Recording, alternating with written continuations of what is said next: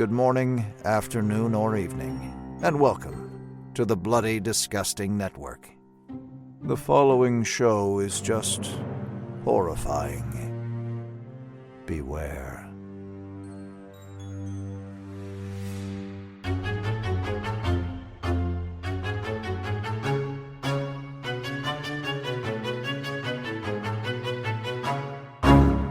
Sheriff, you're not cheating on your wife if you eat my lemon square. Your lemon squares taste like ass.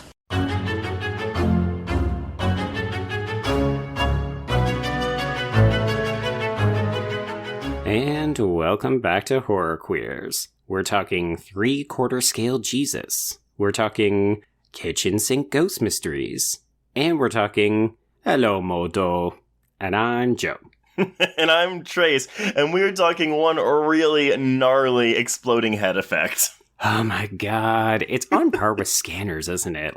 And so unexpected. Oh, 100%. I mean, it's cut to where it's like, it's not maybe as impressive as Scanners, but that the aftermath of it is just, whoo, boy. So, everyone, we are talking 2014's Housebound this week as part of our underrated or underseen series that we are running for the beginning of 2022. And I gotta say, I have a hunch this is gonna be in the underseen category. Indeed, yeah, we were talking about this off air. It seems like if people have seen this film, they often really, really like it. It's just that not enough people have seen it, which is one of the reasons why we picked it. Absolutely. But yeah, I don't know about you, Joe. I haven't seen this movie actually since it came out. This came out around the time I started writing for Bloody Disgusting. And so I instead of doing a best and worst list that year, I did most surprising and most disappointing, which obviously is very subjective. But just a little, yeah. But this was 100% of my most surprising, because I remember, it came out and there were a lot of really good reviews for it, but it wasn't being talked about, I feel like, as much as it should have been. And yeah, I found this so delightful. It's so charming. And honestly, after the last 2 weeks of really heavy films, I'm looking forward to this breather. Yeah, it's enjoyable. That the only real content warning that we need to do is that a possum gets skinned on screen. So I guess content warning for animal cruelty. But apart from that, we're not dealing with sexual assault. We're talking about a horror comedy. There's a lot of funny stuff in here. Yeah, it's a nice palate cleanser. We'll say that. Yeah, but honestly, this is, I say newer film because it's 2014. but that's not new anymore, baby. I know. But it's not one that I'm like, oh, I had this close connection with it. I remember seeing it and I remember really liking it. So why don't we just jump into the production, Joe? Because there isn't a ton here. But I mean, we don't really do New Zealand horror a lot on this podcast, do we? Well, you tend to hate a lot of New Zealand horror because it's populated by a lot of early Peter Jackson, and you don't like his stuff. So. Okay. Because I don't like Dead Alive does not... I'm sorry. Because I don't think Dead Alive is as good as everyone else thinks it is, does not mean I do not like New Zealand horror. I love Wait, was... Have you seen The Frighteners? Yeah, it's fine. But I mean, it's Peter Jackson. That's what I said. You don't like early Peter Jackson. But wasn't Extraordinary? Was that New Zealand? Oh my god, that's Irish. Oh fuck. Okay, well, you know what? I should have done a deep dive into New Zealand horror. No, this movie is great. The comedy in something like Brain Dead / Dead Alive doesn't always work for me. The Frighteners I enjoyed. I just thought it was really long, but I did watch it's the 2 hour and 20-minute director's cut. Yeah, the director's cut. I've heard. Anyway, I'm sorry. So no, I mean, I'm not being fair to you because I know that you like Deathgasm, even though that director is a huge piece of shit. Yeah. And I know that you like Black Sheep because we talked about it with Nightmare Junkhead. There you go. I love Kiwi horror, but horror comedy. Well, okay, let's go with our director / writer here, Mr. Gerard Johnstone. So he was first inspired to create this movie after watching Ghost Hunters on television. Love it. And got more inspiration from films like The Changeling, which, Joe, I still have not watched, and I will one day. One of these days. It's not quite as funny as this one. No. But I imagine some of the haunted house machinations are similar. Indeed, yeah. And he was also inspired by The Legend of Hell House. But he actually got his start doing TV shows in New Zealand. So he had a TV show called The Jackie Brown Diaries, which he describes as a cross between Eastbound and Down and The Mary Tyler Moore Show. Yeah, it's supposed to be, I think, a relatively straightforward comedy. So you can see where he cut his chops on that. Yes, and so he was used to doing TV comedies, which again is an interesting precursor, let's say, to a horror film. But he says in an interview, and this is with Nerdist back in 2014, when the film premiered at South by Southwest, he said, "In New Zealand, I think less than 1% of films have ever made a profit, so I wanted that to be my point of difference," he says. He thought this way, the New Zealand Film Commission would be more likely to return his calls. He learned that the only genre of film in New Zealand to make its money back, almost by default, was horror. Right. So the genesis of Housebound was that, coupled with an episode he watched of Ghost Hunters on BBC, where a woman was talking very casually about a supernatural experience, which we obviously see brought to life in this film with Miriam's character, that it was one of the funniest things he'd ever heard. So he wanted to know what a movie might be like that was populated with characters like this. So I don't think for a second he ever wanted to do a straight horror film, but... Right. And again, we'll talk about this as we talk about the film in general, but like he brings in this just winsome comedy into some horror film. I don't know. Like, do you find any of this film scary, Joe? Oh, yeah, actually. I mean, and folks, if you have not seen this film, we did kind of cue you at the end of last week. This is a film that can be spoiled. So if you have not seen it, we do very strongly recommend it. Please go and seek it out. But I will say that when things shift and become a little bit more traditionally scary in the back half, there's a couple of good moments where, well, I know. It's hard to say if I'm scared, but like there's some really fucking tense moments. There is a shot, and you'll know what it is when we get to it, but like there is a shot in this movie that I think is like genuinely terrifying. Of course, deflated later when you know what's going on. Yeah. But there are some things in this that are really, really scary. But yeah, I mean, the comedy is really first and foremost here. Yeah, this is a comedy horror. In some respects. Yeah. Honestly, that's really the bulk of my production history on this, Joe. I mean, okay. Johnstone goes into saying, he had difficulty achieving some of the exterior shots because they had budgetary issues. I think this is similar to you Canadians where like maybe not the government, but he says like the New Zealand Film Commission, like they budget the films instead of like... Same difference, yeah. Yeah, same kind of thing. It's, I don't know, is it a commonwealth in New Zealand? It is, yes. Oh, well, there you go. Oh my God, yeah, I'm learning. So Housebound makes its world premiere on March 11th, 2014 at the South by Southwest Film Festival. Unfortunately, this is about a year before I started attending South by Southwest, so I did not see it there. It makes its US Blu-ray debut on November 18th, 2014, distributed by Accelerator. Don't know what that is. I don't know either. It just... There was a theme park, a Six Flags I was at growing up, and they had this roller coaster called Accelerate, but it was XLR, the number 8. Of course, yeah. When I saw this, I was just like, oh, it's like that ride. Yes, world-renowned maker of both roller coasters as well as New Zealand horror films. Yes, exactly. I don't have budgetary information for this. I also don't have box office information because this did not go to theaters in the United States. It did gross about $241,000 overseas, the bulk of which was in New Zealand. That's that. But, of course, critically, we are looking at a 95% on Rotten Tomatoes with an average score of 7.5 out of 10. And I think that's what, I mean, again, it was those reviews when this was coming out that I was like, well, I gotta seek this movie out if it's that good. Yeah, it's been interesting to see people gently discover this over the last couple of years, because oftentimes what you get is a bunch of people saying, fuck, I wish I had known about this film earlier. Right. I would have sought it out. I would have championed it.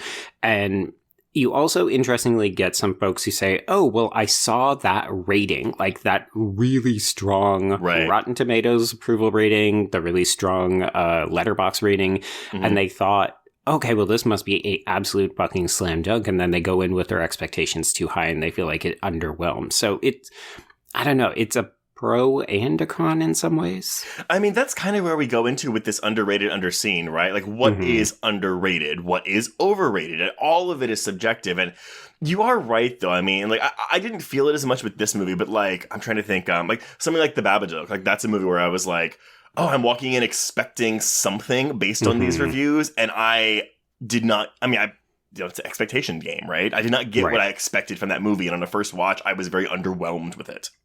Yeah, I saw a couple of people also talk about how this film might have had a better chance of breaking out if it hadn't come out in 2014, because unfortunately, that's also the year that What We Do in the Shadows comes out of New Zealand, also a horror comedy, admittedly more of a comedy horror, and that movie just absolutely becomes a sensation and sweeps everybody's attention. So I do wonder if people maybe just they couldn't focus on 2 films coming out of New Zealand in a single year. Also, fuck you. I love What We Do in the Shadows, and I watch a TV show. So there you go. There's my one New Zealand one. There you go. There you go. Yeah, I mean, and but that's also where I think, though, looking at those average scores is really important, right? Because I'm looking at this 95% Rotten Tomato score, and I'm like, yeah, that's great. But that average score of 7.5 out of 10. So your average score for this movie is around a 3.5 out of 5 or a 4 out of 5. I mean, it's still good. It's just, it's not 95, which is like very close to a near perfect film. Right. And that's why everyone, when looking at any kind of aggregate site, I implore you, don't just look at the number. Dig a little bit deeper. And that's it. Just do that. Oh, okay. Just dig a little deeper. And then dig a little deeper. Okay. I mean, my recommendation to folks is find a film critic that you trust, that your tastes either align or, in my case, as I've often mentioned with Roger Ebert, like, are the reverse polarity of, and just sort of get a sense of, oh, if that person liked this movie and I like what this person likes, then this is probably going to be a good fit for me. But also, reviews are just reviews. We're just as subjective as other people. So at the end of the day, if a film is interesting to you, by all means, go out and fucking support it, because then you can make up your own mind.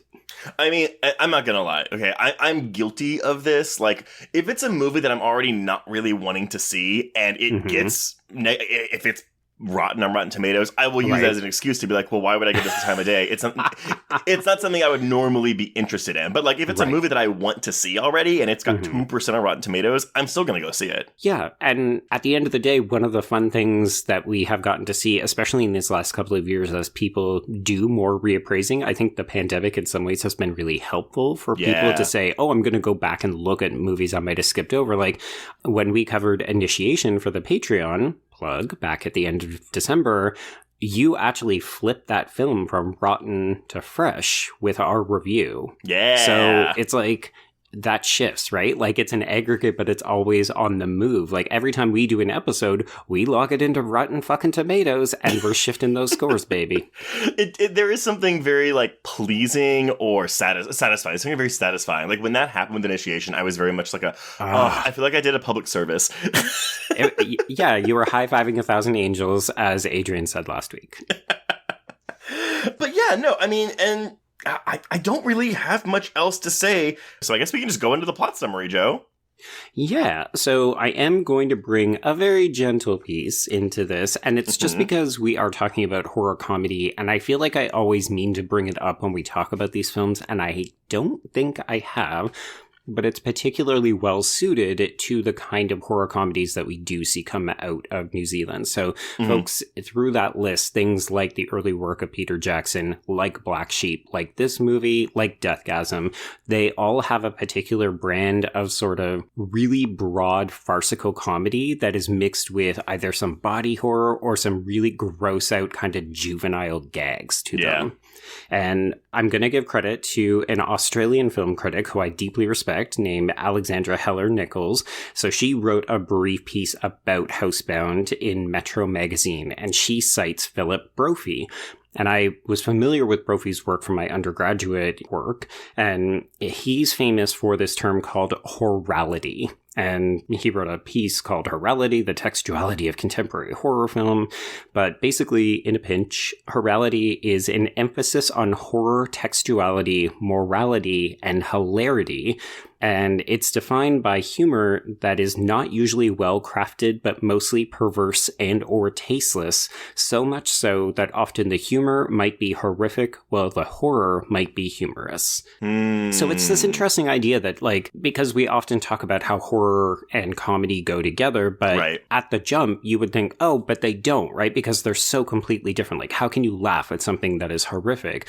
And the films that often fall into the horrality category are these kind of like very big, very broad, like people getting guts thrown in their face, and you're just like, oh my God, I'm laughing, even though that should be disgusting. It should be scary. And I don't know, for some reason, Kiwis just have this really great capacity for delivering films that fall into this kind of niche category. Well, and like that description you just made, it does sound like Dead Alive. I don't fully get that from Housebound, but I can see how it kind of falls in that little wheelhouse.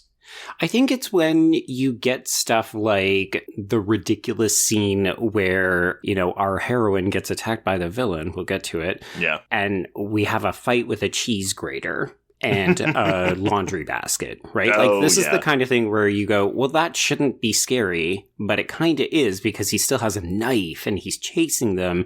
But also it's absolutely ridiculous because who the fuck wears a cheese grater to a slasher fight? That's true. No, yeah, you know what? You're right. But that's also, like, to me, it's subverting genre tropes. And I mean, I'm not trying to say, oh, you use a different weapon than is normally used in a slasher film, because I mean, y'all, we'll just spoil this now. This is a non-supernatural horror film that becomes a secret person hiding in the walls and then a slasher movie.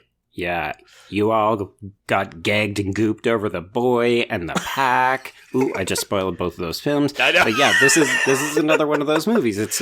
I think, unfortunately, that's one of the other reasons that people sometimes walk away underwhelmed from this film, is because they go, oh, it's just doing what the boy did. And you're like... Yeah, but this came out first. The Boy is 2016. Well, that, and the fact that, like, people hiding in walls, you know, we can also go back to The People Under the Fucking Stairs from 1990 if you really want to do that game. But it's always terrifying. Like, the idea that there could be something in your house living there that you don't know. Like, I've seen so many true crime horror stories where somebody was, like, living secretly in somebody's attic. Like, hell, another spoiler... there's a Helen Hunt film. Yep. That... See, but that's the thing, right? So many... that's kind of how this... I guess I'll call it its own little subgenre of horror operates, because a lot of time it is a twist. And whether you want to call it people hiding in the walls or frogging, as that Helen Hunt movie will also name it. But like, so freaky. Yeah, because this and The Pact... and The Boy, and Ice. Yeah, all of it is presented as if there's something supernatural going on, only to reveal at some point after the first act that it is not that. And I do think this is the first one in that set of films to come out, but I love that. Oh, I love it. I love it so much. And yeah, you're right, though. I can see someone watch this and be like, oh, it's a bit derivative. God damn it. A bit derivative of those other films, but it's executed so well that even if this had come out after all of those films, I wouldn't give a shit. No. And if anything, I think it just cues us like, hey, a lot of films are interested in this idea right now. What is going on with our world that we are terrified we might have people literally living within our walls right now? Oh, yeah. Oh, actually, did you ever see the movie Hangman with Jeremy Sisto? I have not, no. It's him and the lead actress from Shaun of the Dead. It's like 2016. Okay. It's pretty good. It's not great, but it's very much about, it's like a found footage movie, but it's shot from the cameras of the person living in their attic. Oh, that's got a shiver there. But I'm bringing up Shaun of the Dead too, just only because I hate even saying this because it's like, oh, it's like that Shaun of the Dead style editing, but I do get some of that from Housebound, and I think a lot of the comedy comes from the editing in this film as well. Oh God, yeah. If folks are interested in making either a comedy or a horror comedy, this film is a great example of how to use your editing to really amp up those jokes. Because, oh boy, I mean, we talked about how there are some scary sequences in this film, but also there are some fucking hilarious moments. Like, this movie brings me so much joy because it is so fucking funny. Well, and we've made it, 20 minutes into this recording, and we haven't even mentioned our two leads, Morgana O'Reilly as Kylie and Rima Tewiata as Miriam. I mean, two completely, polar opposite characters. You have this deadpan Kylie, this deadpan, kind of miserable Kylie, with this just jovial, ha la la la Miriam, and they play off of each other so well, but also how they react to the horror in the film is so different and so hilarious. Well, it's interesting that you raise that, because that's what Alexandra Heller-Nichols' piece is all about, is the relationship between the two women and how this presents us with quote-unquote final girls who are actually acting very differently than we would normally expect them to, but mostly about how the film's beating heart is about the relationship between the two, and how you always know that Kylie loves her mom and vice versa, but they don't always act in a loving way to one another. And I think the relationship rings true for a lot of people, because like the level of passive aggressiveness in Miriam and the kind of, as you said, disdain, sort of sullen sulkiness that Kylie has,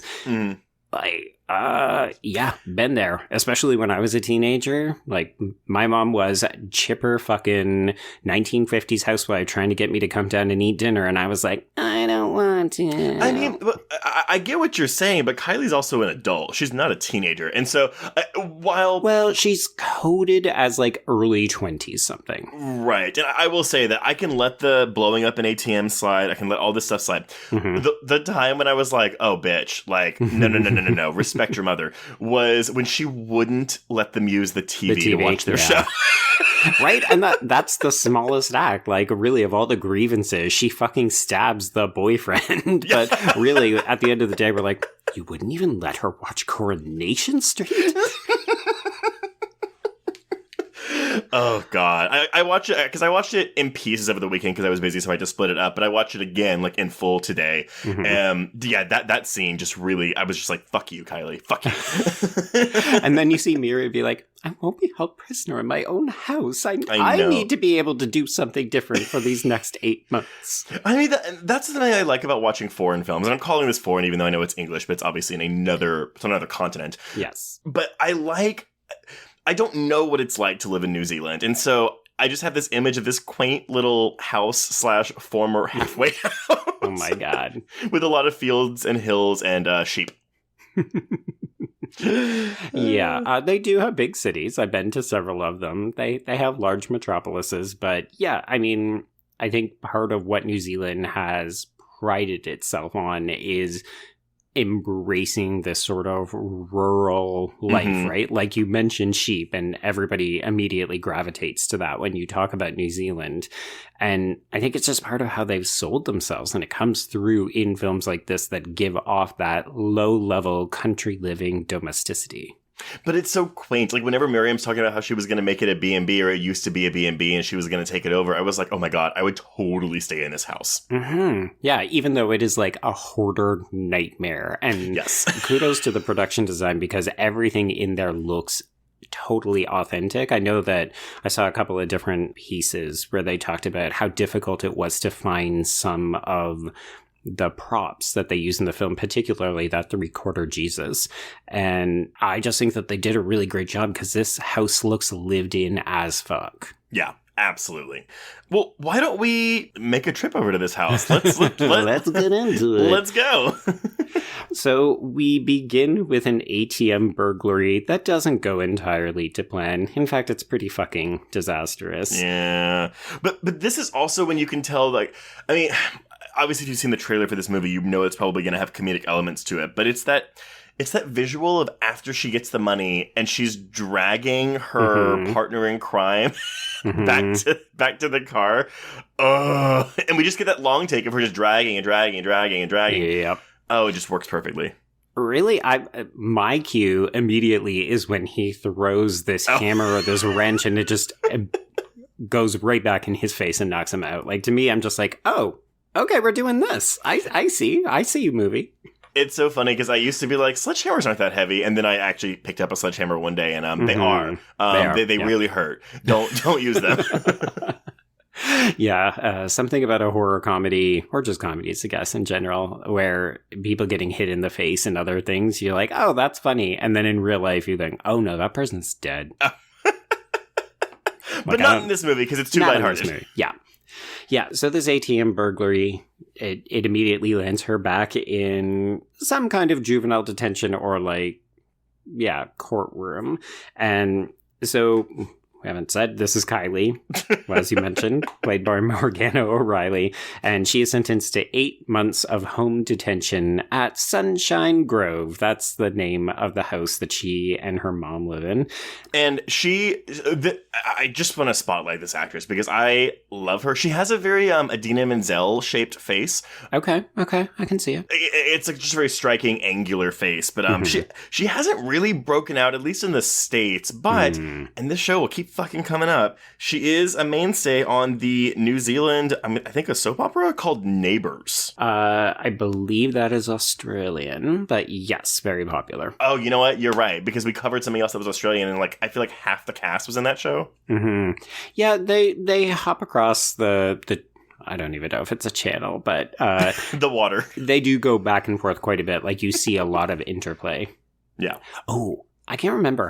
Have I ever told you my famous New Zealand apple story? No. Like Apple the brand or Apple the fruit? Apple the fruit. Okay, tell me. Oh, I'll tell you now? Okay. So when I was living in Australia, my best friend came over and we decided to take a trip to New Zealand. And New Zealand has a very staunch policy about not letting foreign products into their delicate ecosystem, which is a hilarious joke if you know anything about New Zealand, because everything that you see on that island, including their famous fucking sheep, are all imported from the British when they colonized it. How do you really feel, Joe? Well, you're going to hear it in a minute. So the reason that they're very protective is because it's apparently delicate ecosystem and they don't want to disrupt anything by bringing like a foreign entity in, right? Like they don't want bugs. They don't want produce that could potentially take over things. So they have a strict policy. You're not allowed to bring in any fruits or vegetables that haven't been like properly approved. So we're flying over. It's like, it's not a long flight, but it was like a long day of travel. And I had packed some snacks in my bag. And I had almonds in a bag and I had an apple in the bag, but the apple was under my hoodie, which I completely forgot about. So when I got to the declarations, I go through and they're like, do you have anything to declare? And I'm like, well, I've got these almonds, and they don't care. And then I walk through and then they pull me aside. So my husband goes through, my best friend goes through, I get pulled aside. They're like, haha, what an idiot. He's going to get into trouble for something. Trace, they charged me $400 for trying to bring a foreign species of apple into the country. And I told them, no, like, I'm super sorry. This is a big mistake. Like, I didn't even realize it was in there. I actually did declare fruits and nuts on the declaration. And I also have these almonds. And they were just like, sir, we have caught you red-handed. Here is the apple. It's in your bag. We're going to charge you $400. You can refute this, but you would have to come back in a month's time, which is like, as a tourist, you can't do that. So they basically gouged me at the beginning of this vacation. And here's the kicker. Oh, God. There was a woman and her daughter who had also been pulled aside for the same thing. Same price, $400 they were charged. They unzip a travel-size suitcase, like a carry-on suitcase, full of yams and or sweet potatoes. A full fucking suitcase, Trace. They also were charged $400. So, I mean, I get it's the law, but so Kiwis out there. So here you have it, the horror queers. I hate New Zealand filmmaking, and Joe just hates New Zealand. We fucking hate New Zealand, apparently. Actually, I love New Zealanders. They've been very lovely. Oh, I just don't like that one policy. No. Oh, come on. Have you ever heard a Kiwi say the word deck or dick? It sounds like deek. It's lovely. Okay. The accent is hilarious. I love it so much. Oh my God. Okay, well, go eat your apple and get back to this plot. Oh my God. Okay. Yeah, so Kylie has been sentenced to 8 months of home detention with her mother, Miriam. I do love that even as they're pulling up into the driveway, her mother then hits this police car. I think most of the damage is on my end. Oh, fuck, I can't. I'm not even going to try to do this accent. Yeah, it's a tough one. It's a tough one. Damage. Like that, oh, fuck. You know what? It's fine. Damage. Yeah. So Kylie is then outfitted with an ankle monitor. We could say Chekhov's ankle monitor. And this is put on by Amos, who is played by Glenn Paul Waru. And he explains basically, if you go too far, you're going to set off this alarm. So this is how we deal in part with the limited budget that we have to make this movie. It's like, oh, well, we got to keep her in the house at all times. That's the thing. This is a very simple setup. And most of the film, like, Morgana O'Reilly does carry this on her back because she's pretty much in every scene of this film. Yes. But of course, I mean, again, just these little character beats. Like, Miriam's first thing is, oh, wow, that really sucks you have this ankle monitor. It's, oh, that's a fancy piece of tech. You're really spoiled. Such a mom thing to say, right? Like, oh, well, we're making lemonade out of lemons here, sweetie. You've got that fancy ankle tech. Do we know, though, how long it's been since Kylie has, like, seen her mother? I took it to be a couple of years. But, like, we have not been speaking in this time. Yeah, cool, because she's been in and out of, like, these rehabilitation facilities. Yeah, I did see a couple of people being jackasses in reviews saying, like, I don't think that they would sentence you to house arrest if you had previously been to juvie facilities. And I was like, A, immaterial, because it's just how the plot is working, but also, B, fuck you that you think you know better. Like, just... Well, I mean, I don't know where those reviews were coming from, if they were coming from New Zealand critics or not. No, like, of course they were not coming that's the from thing. New Zealand like, critics. Well, that's the thing. Whenever it's like, oh, like, that's weird for the legal system, I'm like, oh, but it's a different country. So, like, I don't know. I don't know what it's like. I'm sorry it's not the punitive United States of America, which likes to put people into jail. Yeah. Yeah, that one. Exactly. Okay, so Kylie is now stuck at this house with her mother and her boyfriend. And yeah, so we get an awkward dinner, and then Kylie sneaks out for a smoke, and this is where she stares down shady neighbor Mads Kraglund, who is played by Mick Innes, and we see that he is burning trash. So, like, immediate red flags, hey, this person is a little bit weird, doing something a little bit untoward. Yeah, we get a lot of misdirects in this, well, really the first half of the film, because this movie is going hard to make you think there is a ghost in this house, but then also maybe a creepy murderer. Yeah, the film wants you to think that there's a little bit of everything going on. So when she comes back inside, she tunes into a radio talk show, and she hears a woman... describing paranormal activity in the house. And of course, it is her mom who refused to relinquish the phone earlier. And she describes, I mean, I meant to mention this earlier, because, like, do you have the Blu-ray of this, or did you watch this on streaming? I have the Blu. So the poster for this film is... a little spoilery. Well, it's very unique, though. Like, it's like this oil painting of Kylie and Miriam and Graham, and yes, the malevolent-ish spirit that is haunting them, just covered in a sheet. But I just think that maybe this poster would have, like, turned some people off, because it's just a different looking kind of a cover art for a film. But this phone call that Miriam does, she's just like... Well, yeah, I had this experience, but I can't really explain what it was. So, and she just babbles on and on and on and on. Miriam is fantastic for being that character that you have encountered, and then you cannot get out of the conversation with them. which will come into play later. Yeah, I literally love that the film uses the thing that Kylie is so frustrated with her mother about as a salvation, like, oh, okay, we're going to use that character trait as a plot mechanism in the climax. It's so good. It's so funny. Okay. So, also important to note that Miriam, when Kylie says, okay, like, bullshit, I'm calling you on this weird phone call you just made, Miriam says, well, you used to think the same thing when you were a child. Yeah, so this is not a recent, quote-unquote, haunting. Like, this has been going on since they lived in this house, since they moved into this house. The house has always had a little bit of weirdness to it, yeah. Okay, so that night, Kylie is startled by some odd sounds as she is going to the bathroom. Yes! And this to me is actually one of those examples of horality, because it is bathroom humor, and I die. Trace, like, I laughed so hard because I forgot about it, and then when it's happening, I'm like, hey, this bitch has, like... the muscles to be able to contract and, like, pinch that off. Like, do your Kegels, man. Yeah. Yes. Do your Kegels, ladies. Keep that action firm. It's so, because I had just, I kicked off the new year by watching all 3 Austin Powers movies for the first time in over a decade. But that first one has the same pee gag where it's but there's something, again, it's the sound coupled with her face, because she keeps looking off to because she hears something and she's like, huh? Well, it's a bit of, but also, I mean, we haven't really talked about Morgana O'Reilly's aesthetic. Like, she's gentle goth, very, I mean, I think we said sullen. She's giving I hate everyone and everything at all points, to such an extreme that I saw a Vox retrospective that literally says the way her character acts in this film is like a 2020 pandemic mood. Like, you're locked in the house and you hate fucking everyone all the time. And when she's peeing, it's very, what is that sound? But also, who the fuck is interrupting me while I'm trying to piss?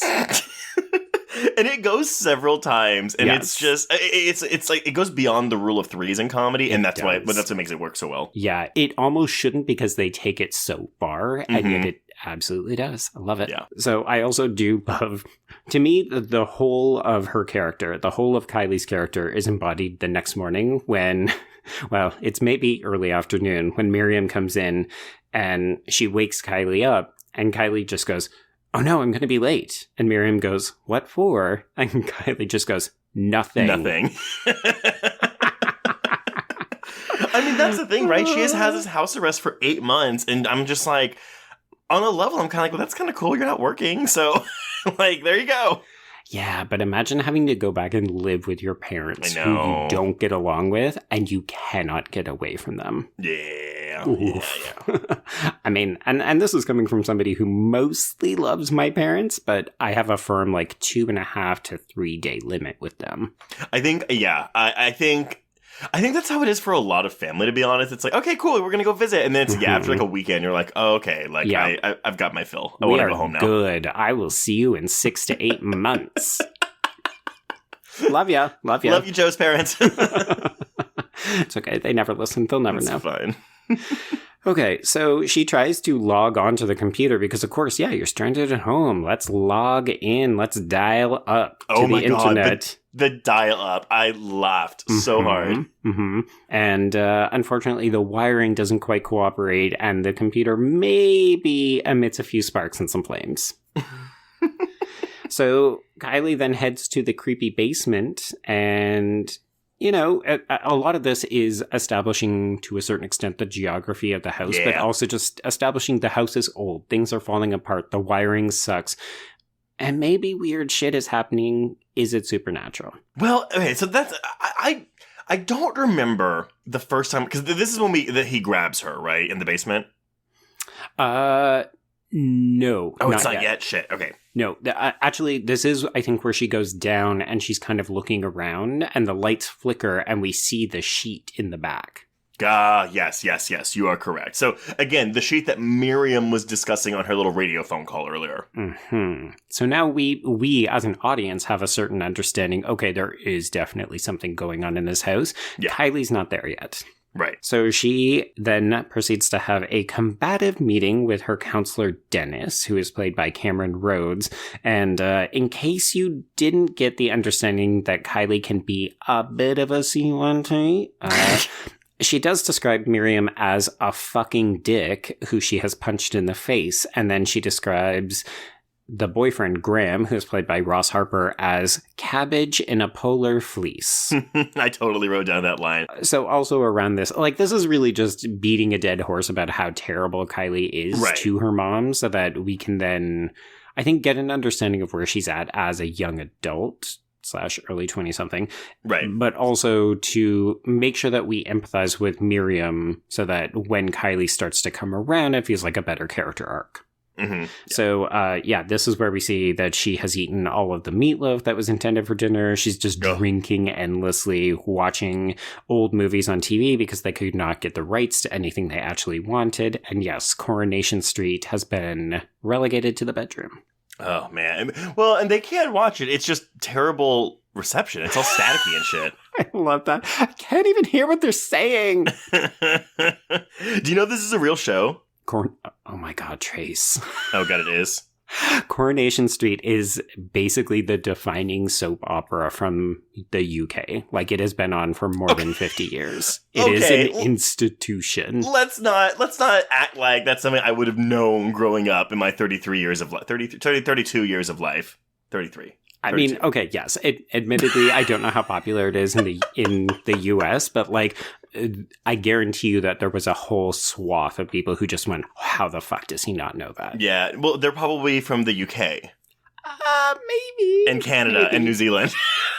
Admittedly, yes. Yeah. I mean, the Commonwealth, once again. There you go.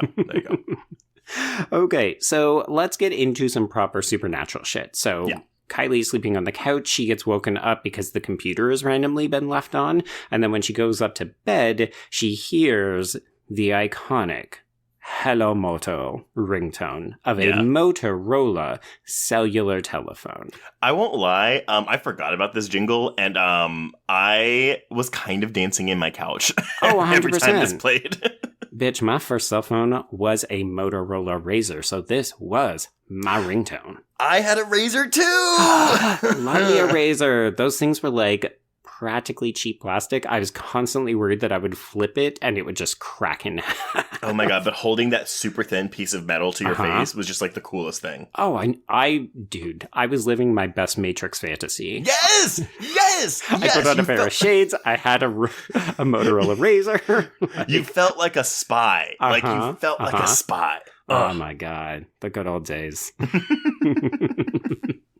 So she traces this sound down to the basement, and this is where she gets scared by the falling 3/4 scale Jesus statue. Her ankle monitor goes off because we get the impression that the basement extends further than the geography of other parts of the house, and then something grabs her foot. So, okay, this is what I was saying. I don't remember if the first time I saw this, if I was like, oh shit, that's a ghost. Because it very much looks like a human's hand. Oh, 100%. So, I don't know. But it's really creepy. It's a good little jump scare, and the hand looks disgusting. Yeah, we got some nails that maybe haven't been cut. There could be a little bit of like skin tone issues going on. Fun fact though, the hand that grabs Kylie's actually belongs to production designer Anya Whitlock, because they used her because she is very tall with long fingers. I love this idea that we cast an actor who we will see later on and talk about at length.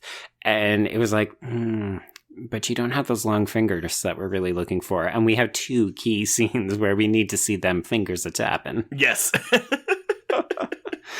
So her screams do attract her mother's attention. She gets all like caught up in various things in this basement. It's actually quite an exciting sequence. And then we hear sounds from upstairs, which lead you to believe there's something going on upstairs. They run, they hide.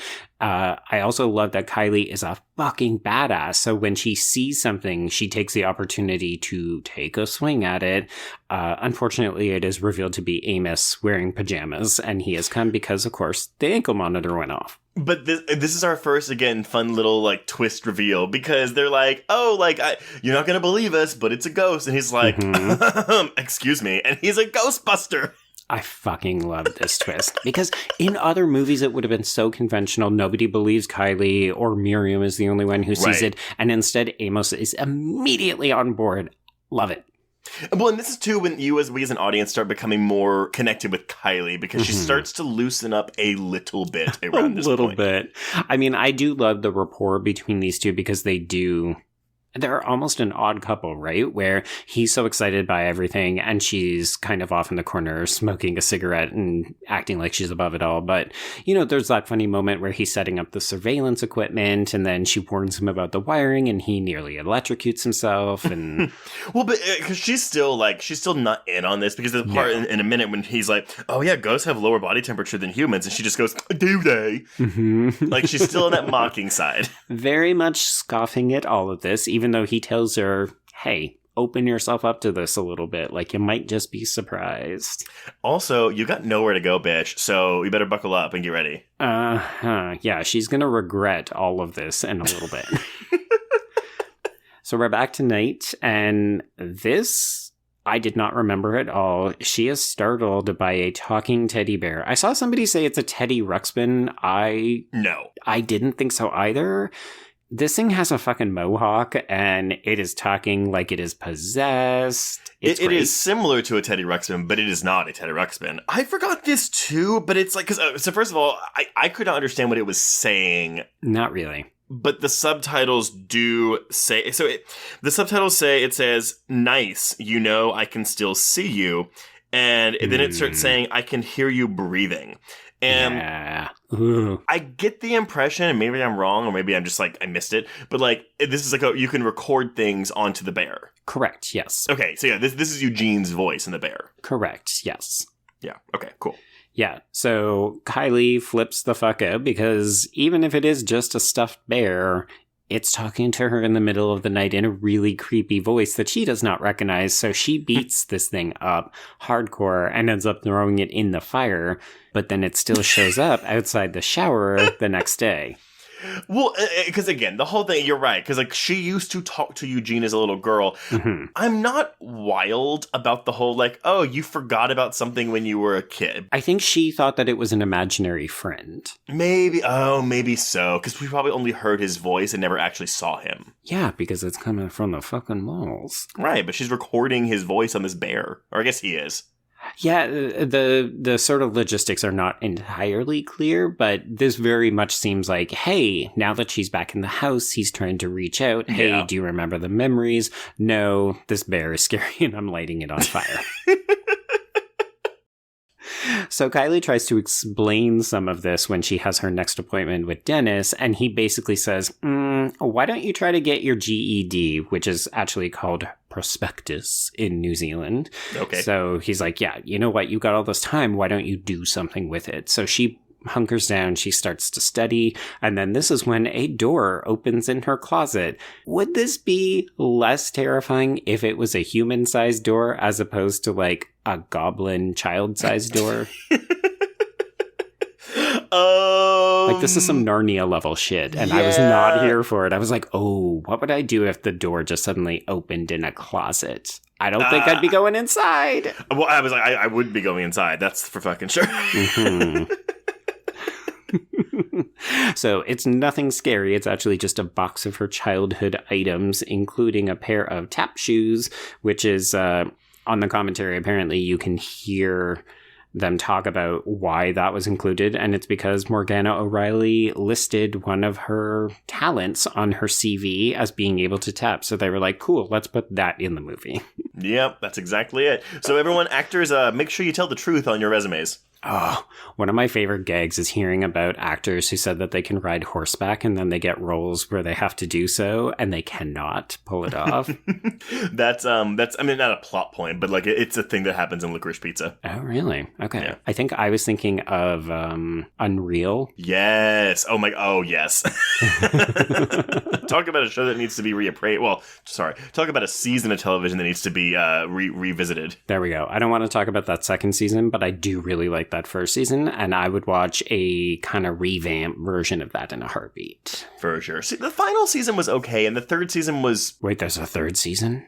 Oh, God. The third season had Caitlin Fitzgerald. Is that the woman? Okay. Mm-hmm, yeah. Mm-hmm. But then season 4 was like 8 episodes, and they dumped it on Hulu. Wait, there's a fourth season? Yeah, they had a fourth and final. It was 8 episodes, and they dumped it on Hulu. Oh my God, no. Yeah, no, so they they give it an ending. Like, it's an 8 episode, and the fourth season's the best one since season 1. Oh, wow. Not gonna lie, that was a bit of a journey for me. I don't know if I'll keep this in, but we'll see. But no, I thought you finished Unreal. So yeah, it does end. No, I had to tap out of that shit. Yeah, that second season is egregiously bad. And that was just it. Like, yeah, no. Yeah, yeah. Okay, so a little bit of tap dancing. This is when Graham appears, and you can see the, hey, we don't really know each other all that well. I'm the guy who's diddling your mom. You haven't been around. Let's make amends and do something together. So the item that she ended up smacking Amos with was kind of a collector's item. So Graham decides that he's going to repair it. So they go into the basement. They're working on it. I do love this idea that he makes her hold it while he's gluing, and then in a way, he traps her because she has to keep holding it. Yes. And then he opens up emotionally about how he thinks of her as a daughter. He really wants to try to make things work. And the look on her face. This is a character that doesn't speak for 90% of his screen time. No. And honestly, if we're being real, Kylie barely speaks in these early parts too, right? She's just casting shade on everybody. So watching this encounter in particular is hilarious. Yeah. Importantly, Graham also drops a bombshell without knowing it, which is that Sunshine Grove was never a B&B. It was, in fact, a halfway house of horrors where a girl living in Kylie's room, Leslie, who is played in only really photos and still images. Wait, I have Elizabeth. I've got Leslie based off of Wikipedia. It's the girl who gets stabbed. Yeah. Because I had something different as well. And then when I went on Wikipedia, I was like, oh, is it Leslie? You know what? It is either Leslie or Elizabeth. So the dead girl. The girl who was stabbed 67 times with a meat fork. Oh my gosh. And bitten and beaten. Yeah. I'm very glad that we never get a flashback because I think not only would it really... It would be egregious because that number is frighteningly high, but also I think it would have torpedoed the mood of this film. Yeah, you don't need that. You don't need your woman in pain and danger and stuff. Because also at this point too, the film is leading you to believe that this dead girl is the specter haunting the house. Yes, absolutely. So this is where we get a bit of a confession from Miriam. She says, well, me and your dad, we're going to buy this house on the cheap and then flip it. And then they just never managed to actually flip it. So Kylie is very upset by the fact that she was living in a dead girl's room, and she asked both her lawyer as well as Dennis if she can have her sentence moved to a new location because she is starting to firmly believe that something weird is going on. She doesn't like the idea of this dead girl being around. And then this is when the lights go out, Trace. Oh, this is so good. So this is fucking scary, right? Yes, it is. Yeah, so folks, this is a do not adjust your screen. Nothing is wrong with the disc or whatever streaming site you're playing this on.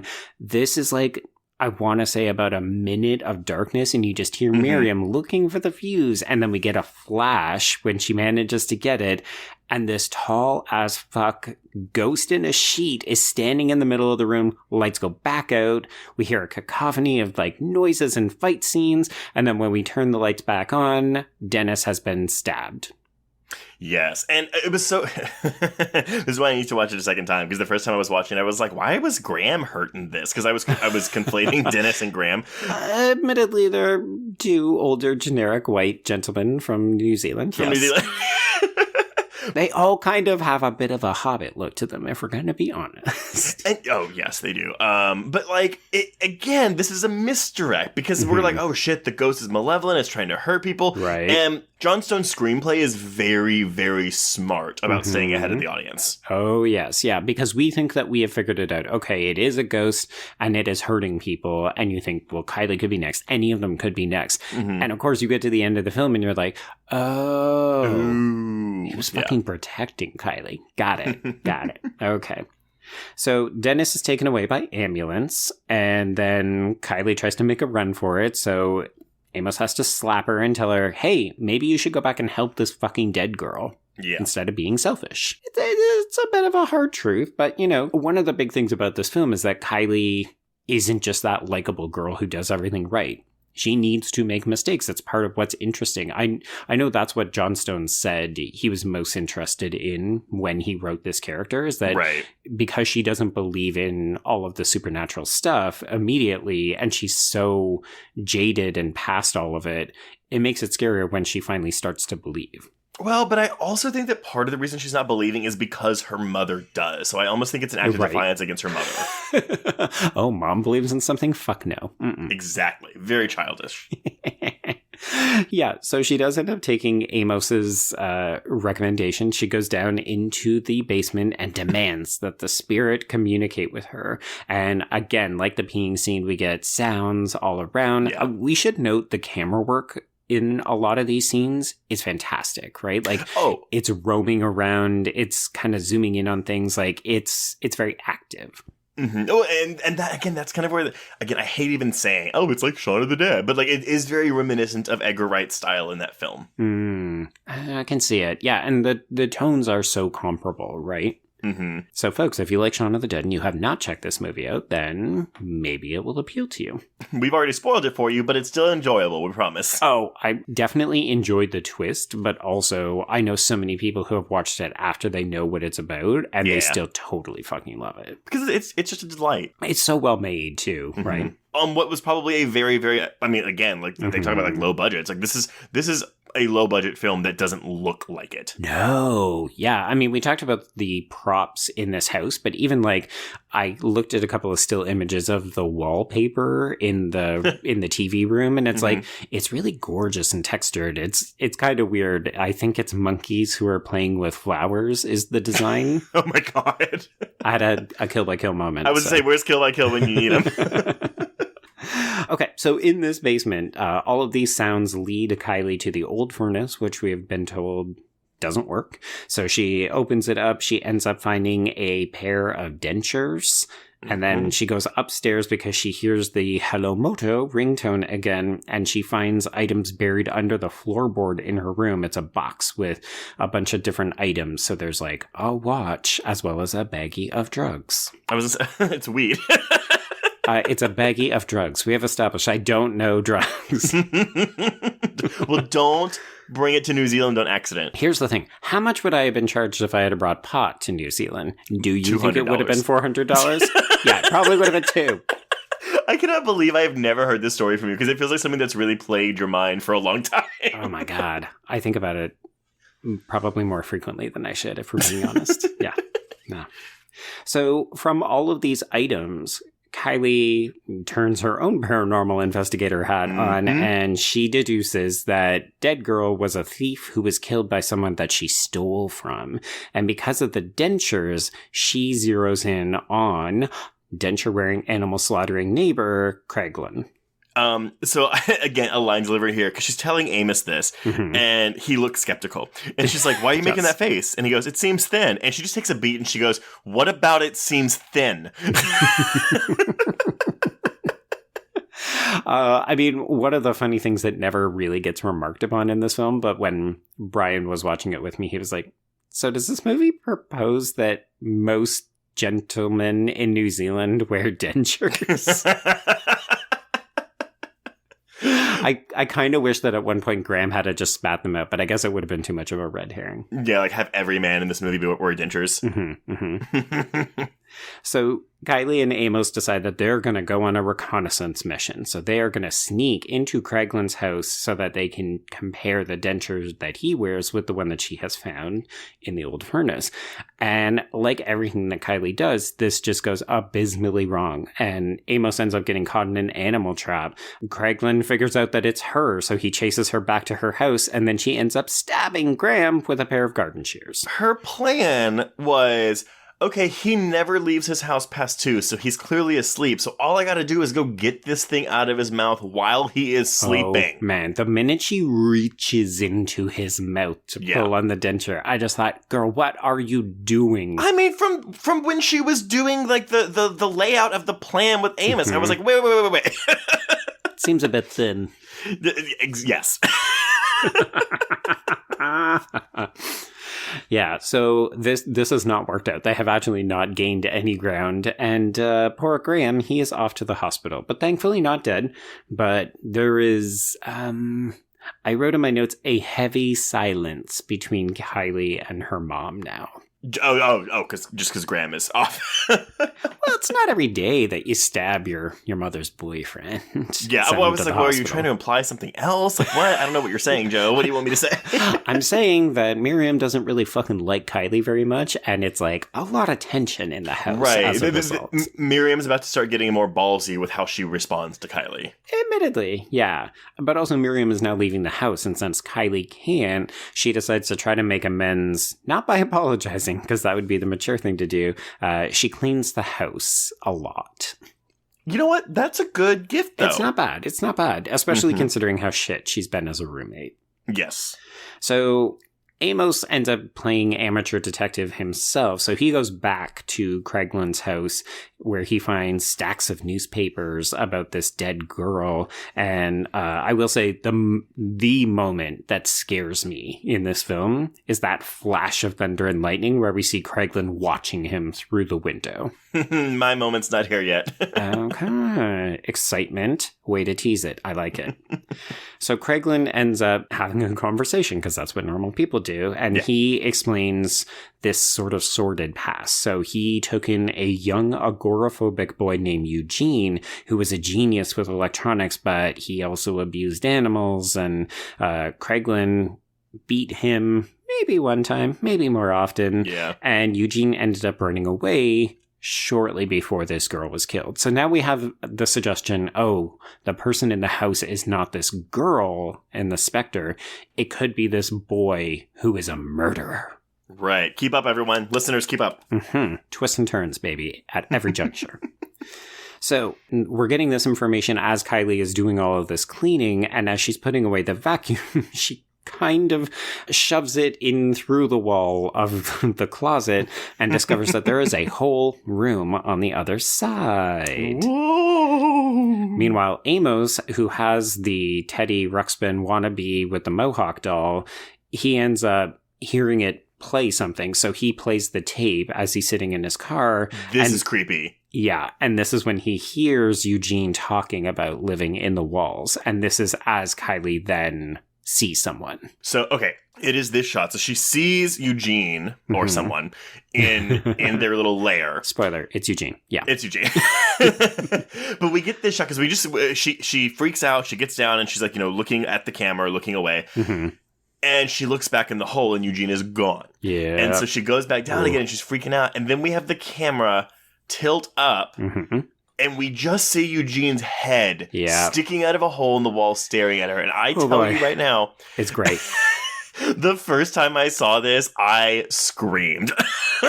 Well, and the reason it's so effective is because, in part, of the production design of this house, it's so busy and cluttered that your eyes are constantly being drawn to various objects around rooms. And even, as I said, like monkeys playing with flowers on the wallpaper. Mm-hmm. So your eyes don't entirely trust that you're seeing a person's face, or you think it's like a picture or a portrait.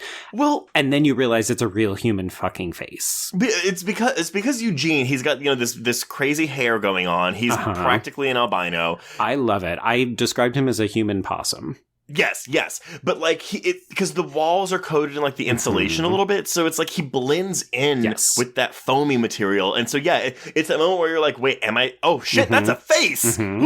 Yeah.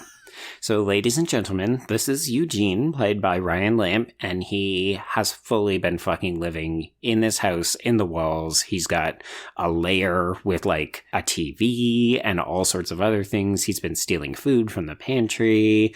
And we actually get a very exciting scene where he appears to attack her, and she is fighting. She's trying to claw through these walls. She ends up getting outside, she hotwires the vehicle, and she drives into the night, and she passes Amos as he's arriving at the house, and you think, oh my god, now Amos is going to be killed by this dude. I didn't say this earlier, but I do love your pronunciation of Amos. It's probably Amos, yeah. Have you ever had famous Amos cookies? I don't believe I have, no. Oh, okay. They were a regular item at our high school cafeteria. Oh, interesting. Did they come out of the wall? No, okay. But I figured it was not famous Amos. But what if it was? Famous Amos. Bring it back, y'all. You know what? If that's what it was, I will give you a Canadian dollar. I love it. 400 Canadian dollars. I was going to say, I could put it towards my fucking bill towards the Kiwi government. I can't believe you had to pay that. Oh my god, it was the start of my vacation too, where you know how you've got like a budget and things that you're going to do, and then it's like, well, I guess that $400 has to come out of somewhere. Like, you don't plan to spend $400 crossing a border. Oh boy. Okay, so now we get a very amusing scene. Like, we had this super incredibly tense moment where we think Kylie's in danger. We don't know what's happening with Amos, because I'm going to keep saying it that way. Kylie arrives at this police station and you think, okay, we're going to kick it up into high gear. She's going to tell the police, and then what's going to happen?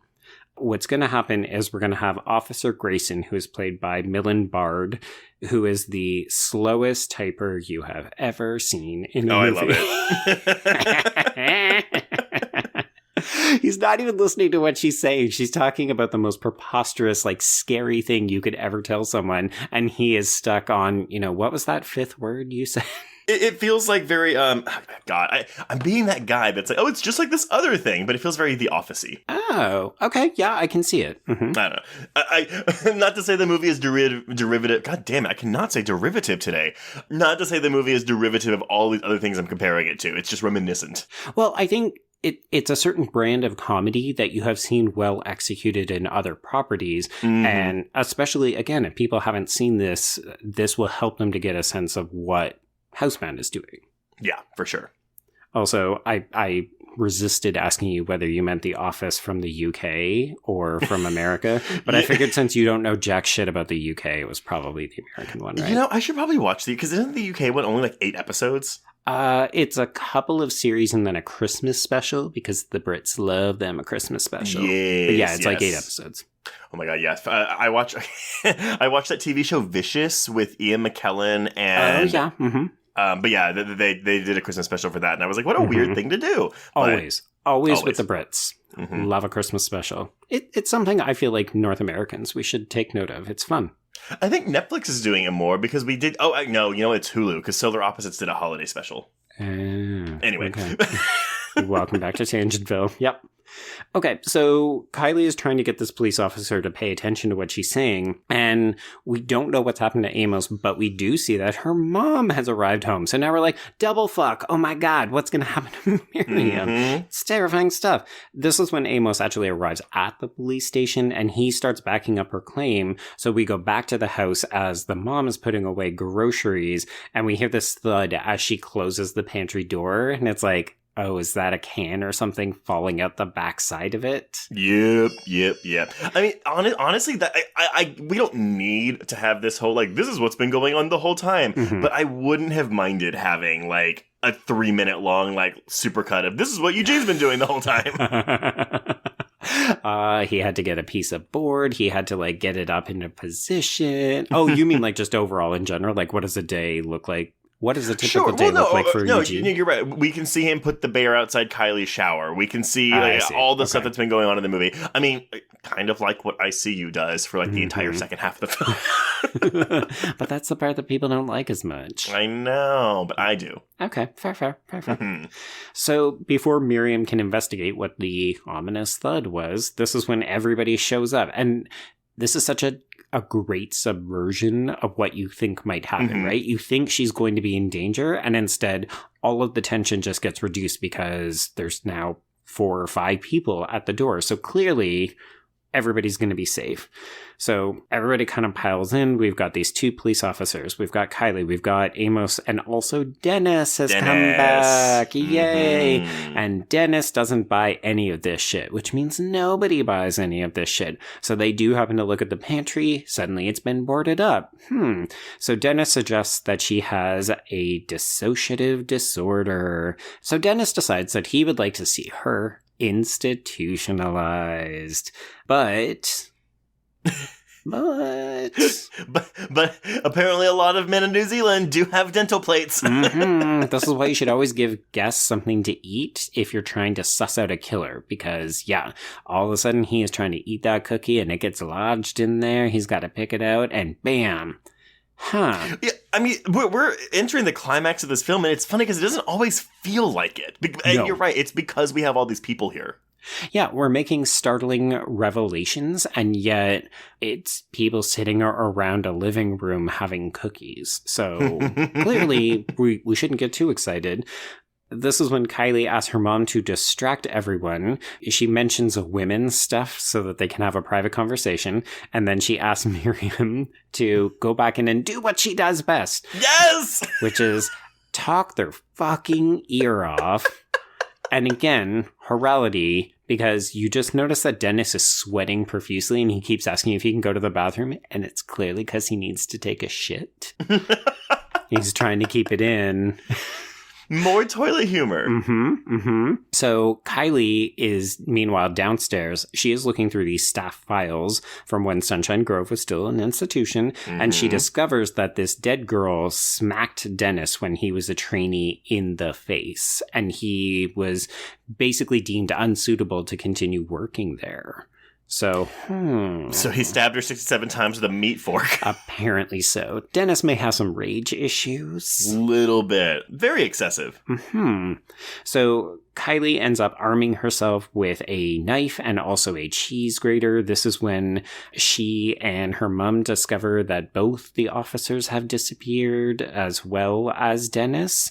And they think, well, Dennis mentioned he had to go to the bathroom, so they end up tracking him upstairs, and he comes out, and the lighting is fantastic. We've got pure serial killer lighting on Dennis's face. Yep. And this is where Kylie accuses him, and he fully attacks them. Well, because he tries to convince Miriam that she's lying, and thankfully, Thank God, we now have Miriam and Kylie on the same side. Yeah, so mom and daughter are firmly aligned, and this is when we get this fantastic battle that involves a cheese grater, a laundry bin, as well as a knife. It is slapstick. It is stupid. It's also still pretty scary. Well, we made fun. Not made fun. We commented on the hilarity of the cheese grater at the beginning of this episode. That would hurt so bad. Oh my God, she gets him in the cheek. The cheek is a sensitive spot. I would not want a cheese grater raking that area of my face. No, I don't want a cheese grater raking any part of my body. Much less my face. Yeah, I realized as I said it, I'm like, well, where would you want the cheese grater to rake you? No, I mean, playing a game. I guess if you had to have one, do your ass. I was about to say my buttocks as well. Yay! Yes. Cheese grater twins. Well, because it's just kind of like a fatty deposit, right? Like, yeah. I guess it would hurt to sit on for a while, but... Oh, fuck. Yeah, maybe your calf. Nah, that's fine. The butt. Buttocks. For Amos. Yeah. Amos's buttocks. Subtitle of this episode. There you go. So they end up getting away. They discover Officer Grayson's body in the shower. He is fully dead. Okay, but like a great bit of physical comedy. As he has a corkscrew in the back of his neck, and we've just got Kylie instead of trying to yank it out. Well, because she needs to twist it, and she's just yanking this guy's body. See, trying to pull the corkscrew out. It's so rude watching her just like jerk this body up and down with a corkscrew. So good. So good. Yes. So this is when Dennis begins to saw through the door, except then the power goes out, so his power saw doesn't work anymore. So you mentioned before we started recording, you were like, because the movie is long, it's an hour and 52 minutes, and how the end kind of goes on and on. And I actually disagree because I do like this. I mean... Oh, I'm not saying I dislike it. I'm just saying that it feels like you get to a certain point where you think the movie will end and then it keeps going. And all of the goings are still good, but it's hard to sustain this level of tension and adrenaline for so long. I can see that. I think for me, I mean, it's just because I know you do too, but we have that affinity for slashers. So like... Yeah. That this supernatural horror comedy became a slasher film in its final 15 minutes, I'm like, you know what, fuck it, I am in. Yeah, and there is so much good stuff. So he manages to get the door open, and Kylie weaponizes hairspray, as you do, with a little bit of flame. See, bigger budget, we could have gotten a bigger effect with this, but I'll take it. Yeah, I mean, everything looks good.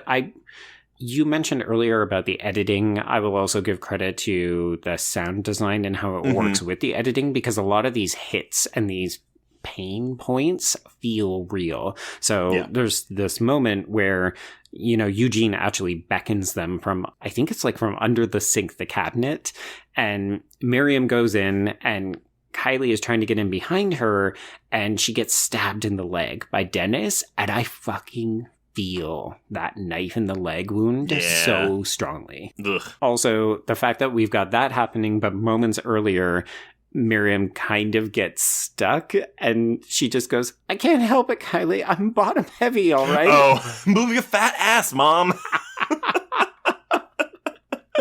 Life and death stakes, but we're going to pause so we can talk about a fat ass joke. Yes. Love it. So this is when Amos arrives to help, and you think, okay, great. he's going to be okay. He's going to save the day or do something. And he ends up getting stabbed, but he also inadvertently provides Dennis with a way to track them because, of course, he's got the ankle monitor. Okay, but there's a really funny moment when Dennis is trying to, like, open the door, and he's like, oh, I need something to pry it open. And he just turns around, and, like, Dennis is there with the knife ready to stab him, and he goes, oh, thanks, and just grabs the knife. Dennis is a surprisingly brutal killer. Like, he has actually dispatched quite a few people, and yet the physical comedy bits involving altercations with various members of this group is... he's kind of a joke at the same time.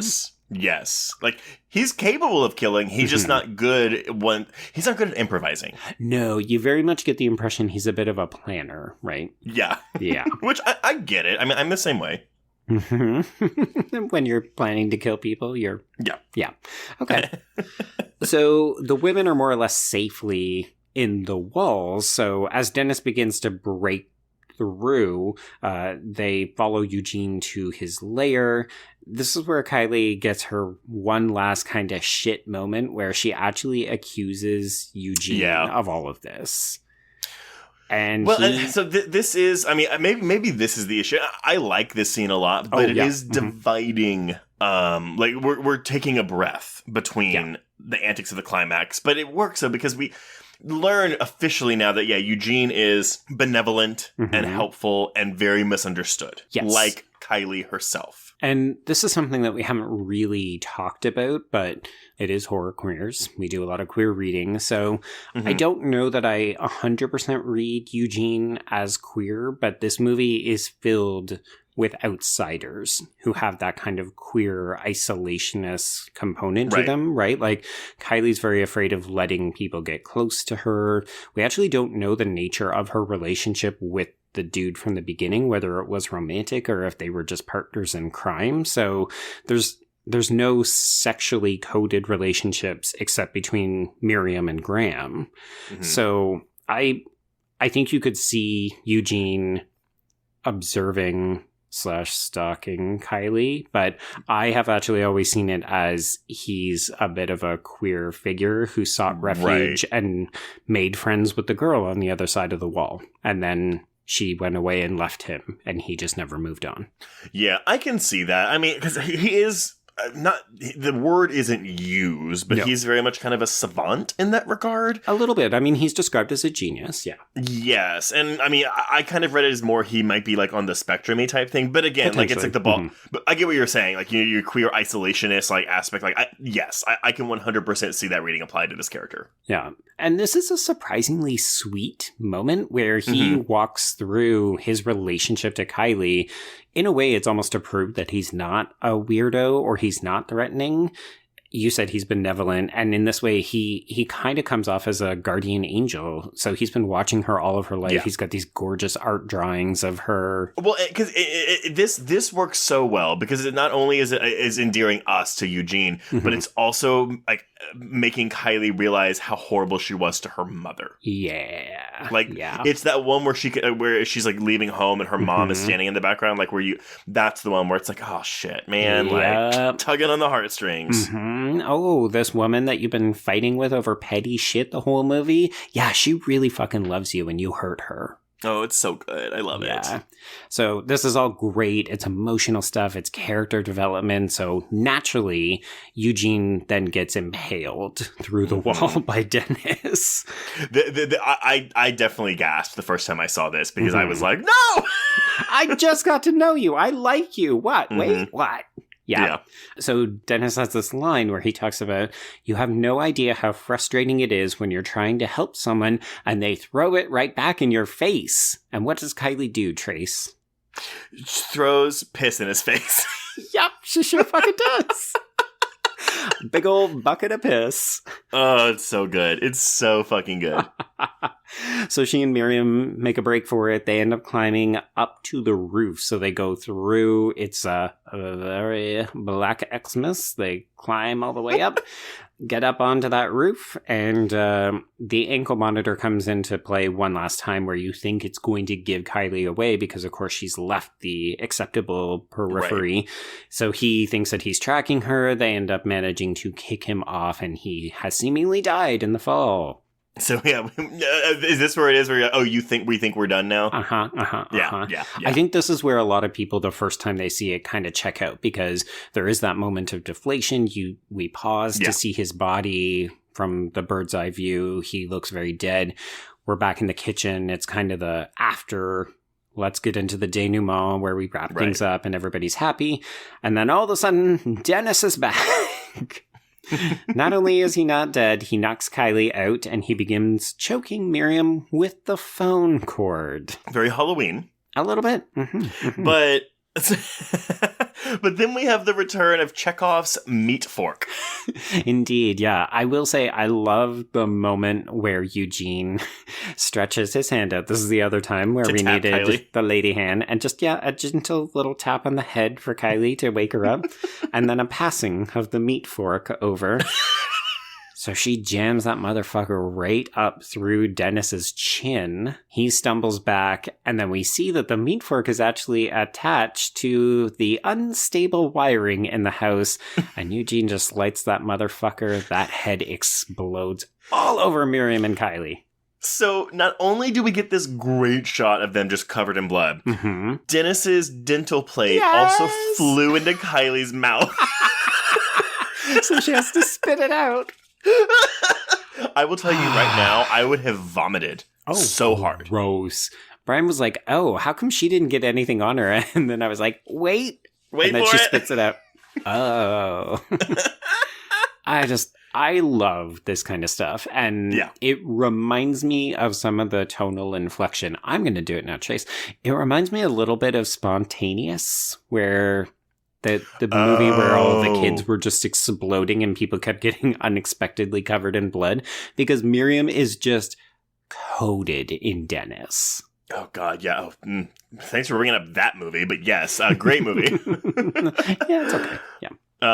No, you're very correct. And again, I mean, like what I was saying earlier of how, with the fire with a better budget, like I just imagine the makeup work to have Dennis have this really scarred up face for the big climax, but we just don't have the budget for that. Yeah, that is fair.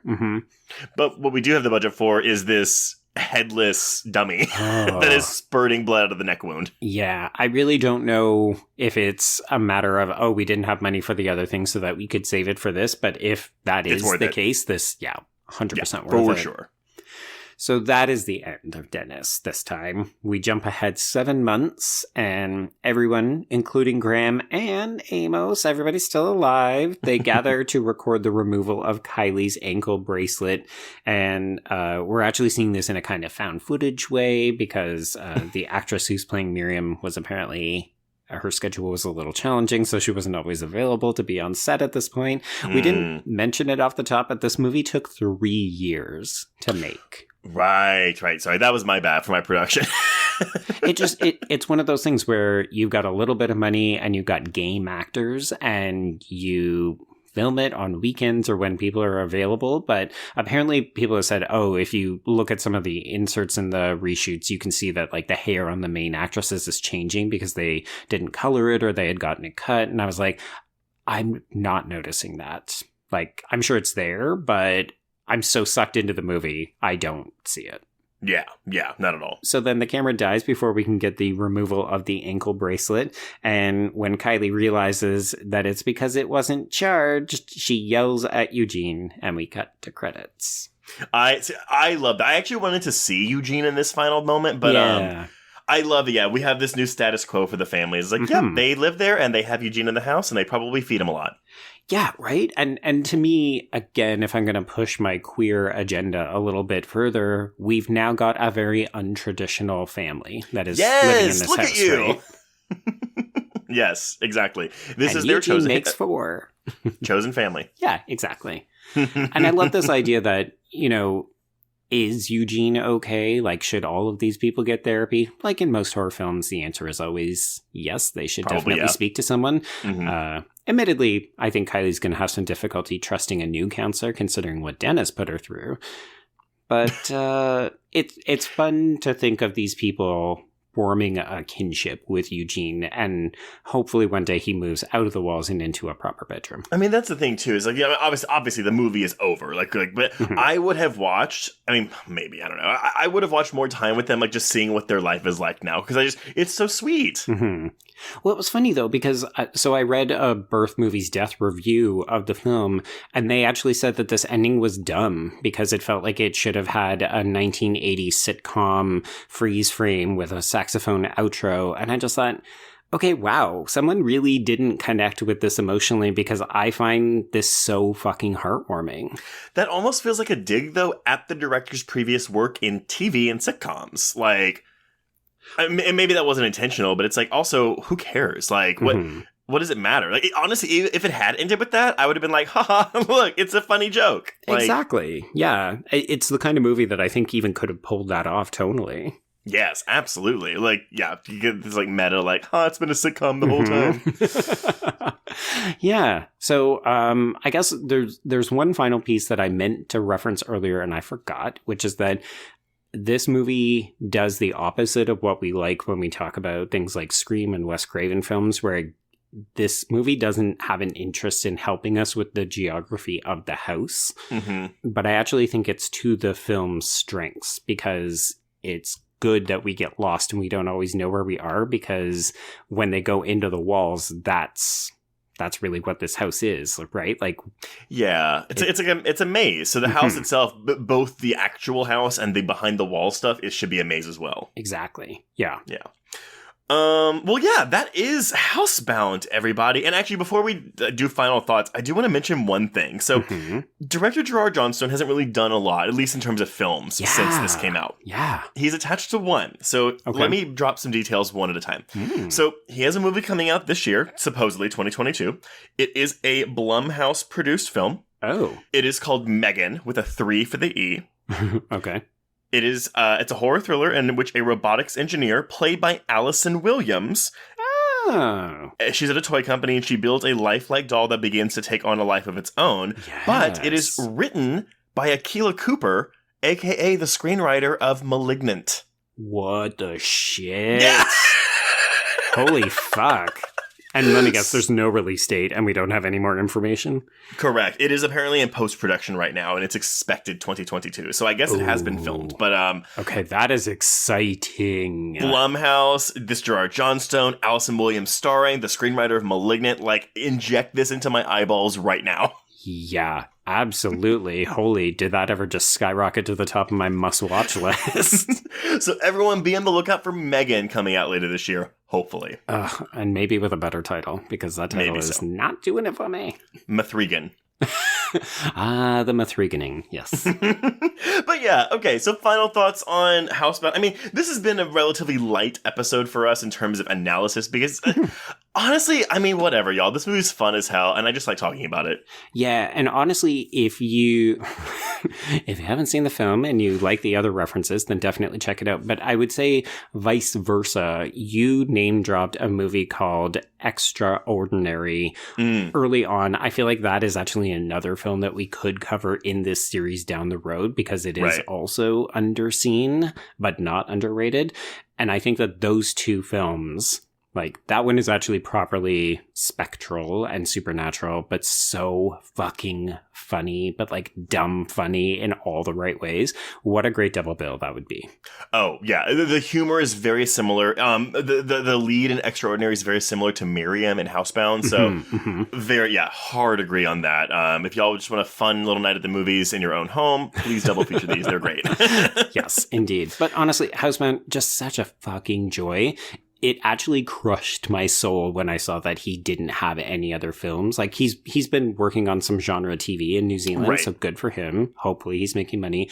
But wow, is that exciting that he's going to be coming back to features, because this film is such a fucking slam dunk. I mean, that's the thing. This is his feature directorial debut, and this is the work of a really strong filmmaker and screenwriter, mind you. He also wrote the screenplay. So polished. Like, this film looks so good. Yeah. So, I mean, look, whatever. We're done. We're done. Like, we'll stop praising this film. That's amazing. It deserves all the praise.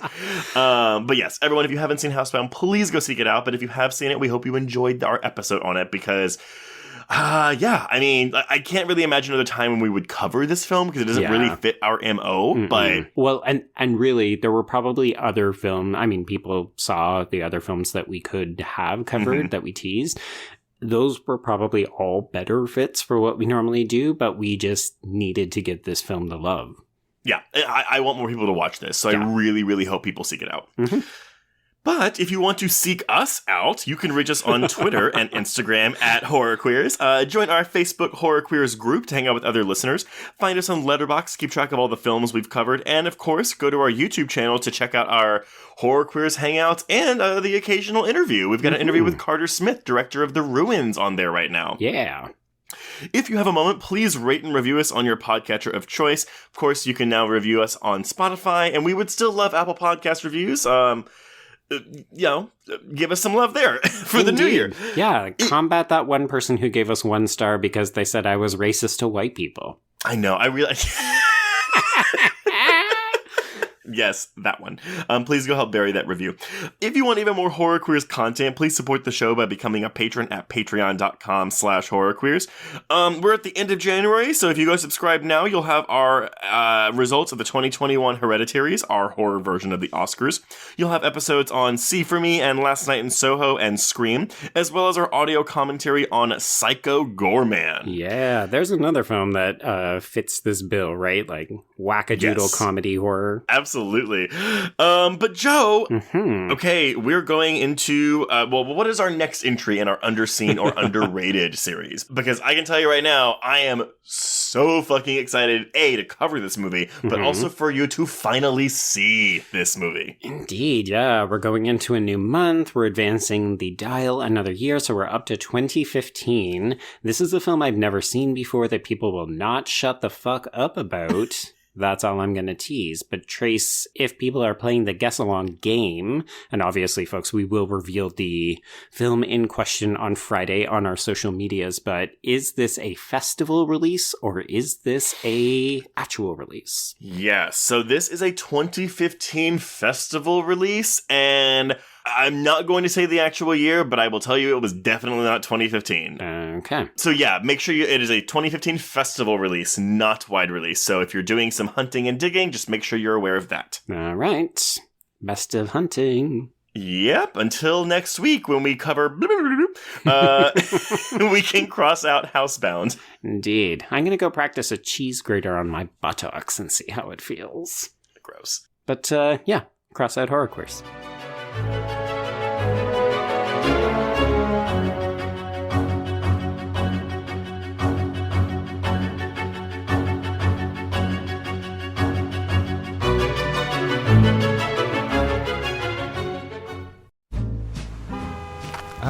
Atlas Avenue, a long stretch of road that encompasses everything the city of Kennett Heights has to offer. Neon lights, traffic, crime, the hustle and bustle of everyday life, and the craziest of characters. My office was above it all. My name is James Locke, and I'm a PI. Hello, Mr. J. How the hell you doing today? Good, Edith. Nearly every year I have a new case. New people to meet, new clues to discover, and new problems to solve. But I do it the old-fashioned way. No technology. Nothing post-1950. Hell, I don't even listen to podcasts, but you should. Atlas Avenue Beat is a spoof of the film noir genre with goofy characters, tons of wordplay, and non-stop raunchy humor. There's also 3 whole seasons out right now with more on the way. Just search for Atlas Avenue Beat wherever you listen to podcasts or visit us online at bloody.fm. It was late in the afternoon when the professor and I took our way towards the east, whence I knew Jonathan was coming. Jonathan Harker has asked me to note this, as he says he is hardly equal to the task, and he wants an exact record kept. Dear Madam Mina, I have read your husband's so wonderful diary. Strange and terrible as it is true. I will pledge my life on it. God preserve my sanity, for to this I am reduced. Safety and the assurance of safety are things of the past. I am in hopes that I shall see more of you at Castle Dracula.